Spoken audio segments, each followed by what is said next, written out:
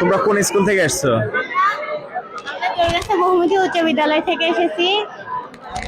তোমরা এই সারিকান্দি বিজ্ঞান মেলায় যে অংশগ্রহণ করেছো, এটা অত্যন্ত গর্বের বিষয়। এটা জোরগাছা বহুমুখী উচ্চ বিদ্যালয়ের জন্য একটি গর্বের বিষয়।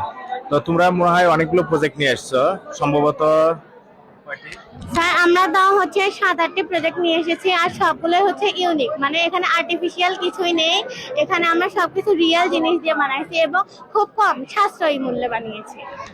কি কি প্রজেক্ট নিয়ে এসছো, সেই প্রজেক্টগুলোর নাম বললে ভালো। স্যার আমরা এনেছি নিরবিচ্ছিন্ন বিদ্যুৎ প্রকল্প, সিসমোগ্রাফ, জেন্ডার শনাক্তকরণ, সেফ হাউস, ফটোকপি মেশিন এবং হচ্ছে জ্বালানি সাশ্রয় প্রকল্পের একটি। আচ্ছা, নিরবচ্ছিন্ন বিদ্যুৎ প্রকল্প এটা আসলে বেশ ভালো একটি প্রজেক্ট। তো যেহেতু বর্তমান যে বৈশ্বিক সমস্যা, যে ইরান বা ইসরায়েলের সাথে যে যুদ্ধ হচ্ছে, এই সময় জ্বালানি তেলের ব্যাপক সংকট, এই সংকটের ক্ষেত্রে আমরা এই প্রজেক্ট নিয়ে কিভাবে বাংলাদেশে একটা ভালো অবদান রাখতে পারি, যেন আমরা ডিজেল বা পেট্রোল ছাড়া কিভাবে আমরা সেচ প্রকল্প চালাতে পারি বা অন্যান্য কাজ করতে পারি। স্যার আপনি খুব একটা গুরুত্বপূর্ণ প্রশ্ন করেছেন। এখানে হচ্ছে আমরা সৌর প্যানেল ব্যবহার করেছি, যার মাধ্যমে সূর্যের আলোর উপস্থিতিতে আমরা বিদ্যুৎ উৎপাদন করতে পারবো। সাপোজ একদিন হয় সূর্য ওঠেনি, তখন তো আমাদের বিদ্যুতের প্রয়োজন। তখন আমরা কি করব, টারবাইন আছে, টারবাইনের মাধ্যমে আমরা মানে বাতাসের ভেতরে বিদ্যুৎ উৎপাদন করতে পারবো। এখানে নমুনা স্বরূপ আপনাকে দেখাতে পারি, লাইট জ্বলবে, এখানে ফ্যান চলবে, এরকম। আর হচ্ছে এটাও নাই এটাও নাই, আমাদের তো নিয়ত বিদ্যুতের প্রয়োজন হয়। তখন আমরা কি করব, আমরা ইউরিনের ভেতরে কপার দণ্ড এবং জিঙ্কের দণ্ড ডুবালে পরে একটি রাসায়নিক বিক্রিয়া সংঘটিত হয়, যার মাধ্যমে তড়িৎ প্রবাহের সৃষ্টি হয়। আর এর মাধ্যমে আমরা গৃহস্থলীর যাবতীয় বিদ্যুতের চাহিদা পূরণ করতে পারি, পাশাপাশি সেচ পাম্পের মাধ্যমে ফসল উৎপাদন করতে পারি। আর হচ্ছে এটা কখনোই হচ্ছে ফুরাবে না, এটা একটি পরিবেশ বান্ধব প্রকল্প। আমরা যে সরকার যদি আমাদেরকে আরো একটু সহযোগিতা করে, তাহলে আমরা এই প্রজেক্টটি আরো অনেক দূর দূরান্ত পর্যন্ত বিস্তার করতে পারবো। ধন্যবাদ। এই প্রজেক্ট আসলে বাস্তবায়ন করবে কে? ব্যক্তি মালিকানাধীন কোনো কোম্পানি, নাকি কোনো সংস্থা, না সরকার? এটা হচ্ছে সরকার আর কি করবে, কারণ এটা কি কেমন ব্যয়বহুল হবে? সরকার যদি কৃষক পর্যায়ে এরকম এরকম একটা কারিগরি সহায়তা দেয়, তাহলে সেই ক্ষেত্রে কৃষকরা কেমন লাভবান হবে এবং এটা কেমন ব্যয়বহুল হবে? এটা তেমন কোনো ব্যয় নাই, এটা একটি সাশ্রয়ী প্রকল্প, এটা ছোট ইনভেস্ট। এখানে হচ্ছে সরকার আমাদের সহযোগিতা করলে পারে আমরা পুরো দেশব্যাপী এটি বিস্তার করতে পারবো। আর হচ্ছে স্যার ভুলে গেলাম, আর ইউরিন যেহেতু আমাদের ফেলে দিয়ে বজ্র, এটা তো আমাদের হচ্ছে আর কি কিনতে হবে না, এটা তো আমরা সবসময় পেয়ে থাকবো, আর এটা কখনো ফুরাবে না, যার মাধ্যমে আমরা হচ্ছে সব সময় বিদ্যুতের সুবিধা ভোগ করতে পারবো। আসলে এটা আমাদের প্রজেক্ট অনেক সুন্দর হয়েছে এবং খুব আশা করি এটা আমাদের দেশে বড় একটা অবদান রাখবে, এবং এটা আমরা বৈশ্বিক উষ্ণায়ন বা বৈশ্বিক যে বর্তমান যে প্রবলেম আছে, এই প্রবলেমটা আমরা কেটে উঠতে পারবো ইনশাল্লাহ। তো আরেকটা জিনিস আমি এখানে দেখছি, জেন্ডার শনাক্তকরণ। এটা আসলে তোমরা কিভাবে করেছো, এবং এটা জেন্ডার শনাক্তকরণ এই মেশিনটা যে তোমরা তৈরি করেছো, এটা কেমন ভাবে করেছো এবং এটা আমাদের কি কাজে লাগতে পারে? ধন্যবাদ এই প্রশ্নটা করার জন্য। এটা হচ্ছে জেন্ডার শনাক্তকরণ, যার মাধ্যমে আমরা কোনো ফিমেল না মেল সেটা শনাক্ত করতে পারবো। এখানে স্কিন সেন্সর ব্যবহার করা হয়েছে, যার মাধ্যমে আমরা বুঝতে পারবো, কারণ মেয়েদের তুলনায় ছেলেদের তাপমাত্রা কম থাকে, সেই কারণে এখানে যদি আপনি আপনার তাপমাত্রা যেহেতু কম, এখানে যদি হাত দেন তাহলে বুঝতে পারবেন মেল না ফিমেল। আপনি ছেলে, সে কারণে মেল উঠছে। আর আমি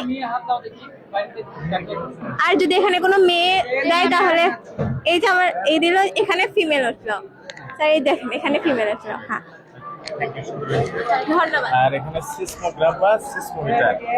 আচ্ছা, এই সিসমোগ্রাফ বা সিসমোমিটার এটার সাহায্যে তোমরা কি করবা? এটা সহজে আমরা ভূমিকম্প নির্ণয় করতে পারবো। যখন আমাদের ভূমিকম্পটা আসবে, তখন এখানে সুইচ দিয়ে রাখবো, এখানে এই যে লড়লে শব্দ করবে, তার মাধ্যমে আমরা বুঝতে পারবো যে এখানে ভূমিকম্প এসেছে। এটা আমরা ধরেন আমাদের এলাকার 2-3 কিলোমিটার দূরে রাখলাম, ওখানে ভূমিকম্প আসলো, তখন ওই সাউন্ডটা আমাদের আগে থেকে সিগন্যাল দিয়ে বলে দিবে যে এখানে ভূমিকম্প এসেছে। এর মাধ্যমে আমরা ভূমিকম্প জানতে পারবো। Thank you. এটা কি? এটা হ্যাঁ, সেফ হাউস। এটা সেফ হাউস, এটাতে আমরা কি করব? মানে ধরেন আপনি একটা বাড়ি এটা একটা ধরেন বাড়ি, আপনার চারিদিকে অনেক লোক আছে, আপনি যদি একটা একটা সেফ জোন স্থাপন করেন, ওখানে যদি আপনি ঢুকেন এরকম করে অন করে, এখানে ঢুকলে এই যে অন হয়ে যাবে। এখানে তো একজন ভালো মানুষও ঢুকতে পারে, তো সেই ক্ষেত্রে সিগন্যাল জি স্যার, যে সিগন্যালও পাবেন, যে কেউ আসলে আপনি সিগন্যাল পাবেন। তারপর এটা হচ্ছে পেট্রোল সাশ্রয় প্রকল্প। এটা পেট্রোল সাশ্রয় প্রকল্প। এখানে যদি আপনি 1 লিটার পেট্রোল দেন, তার পরিবর্তে আপনি 3 লিটার জ্বালানি সাশ্রয় পাবেন। মানে ধরেন এখানে পানি আর পেট্রোল আছে, এই দুটো বিক্রিয়া করে মানে আপনার 3 লিটার পেট্রোল সাশ্রয় করার মতন ইয়া করে দেবেন। জি স্যার, স্যার এই প্রকল্পটা দেখাচ্ছে, স্যার এটা দেখে দিচ্ছি আমি। তবে স্যারের কাছে আমার একটা প্রশ্ন, আপনি তো পুরো স্টল ঘুরে দেখলেন, আসলে আমাদের প্রজেক্টটা কেমন, আসলে মানে অন্যদের তুলনায় ভিন্ন, না আমাদের মতন আর কেউ তৈরি করতে পারছে এখানে, যে বিশেষ জানাবেন। আসলে জোরগাছা বহুমুখী উচ্চ বিদ্যালয় কর্তৃক বিজ্ঞান মেলায় অংশগ্রহণকারী সমস্ত শিক্ষক, আমাদের রায়ান স্যার এবং সকল শিক্ষার্থীদের আন্তরিকভাবে ধন্যবাদ দিচ্ছি। প্রথমে আমি যে প্রজেক্টগুলো আমি প্রত্যেকটি স্টল পরিদর্শন করেছি। এখানে উপজেলার বিভিন্ন অধিদপ্তর এবং বিভিন্ন শিক্ষা প্রতিষ্ঠান অংশগ্রহণ করেছে। সকল স্টল আমি পরিদর্শন করেছি। আমাদের এই জোরগাছা ভৌমিক উচ্চ বিদ্যালয় যে প্রজেক্টগুলো এনেছে সেগুলো এক্সেপশনাল, এখানে আনকমন। এই বিশেষ করে নিরবচ্ছিন্ন বিদ্যুৎ প্রকল্প, এটা এই মেলায় এখনো আমি কোথাও দেখতে পাইনি। এবং আমাদের জেন্ডার শনাক্তকরণ যে প্রজেক্ট তৈরি করছে, এটা অনেক সুন্দর।